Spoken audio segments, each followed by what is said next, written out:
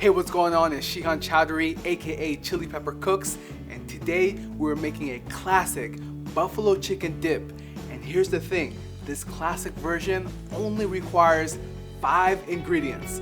This is something very easy and a quick appetizer that you can make for your next party. So first we're gonna go ahead with 2 cups of leftover chicken. Now I like to take my leftover chicken, specifically rotisserie chicken, and I like to shred it all up.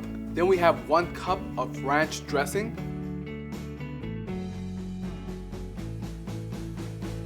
Next, we're gonna go ahead with 8 ounces of softened cream cheese. Now to soften the cream cheese is very easy. Just leave it out on your counter for about 2 to 3 hours. And a half a cup of blue cheese crumble. And then we have 1 cup of Frank's Red Hot Buffalo Sauce. For this specific taste, you're gonna wanna use this hot sauce. Now once everything is in there, we're gonna mix it all up nicely.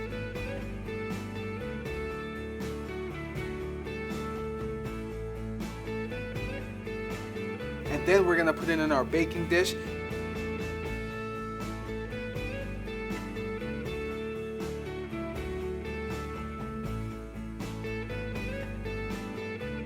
And we're gonna bake this at 350 degrees Fahrenheit for about 20 minutes. Lastly, we're just gonna garnish it with some green onions. And of course, you know me, you know we're gonna put in some Thai chili peppers. And there you go, this is a very, very simple dish to make.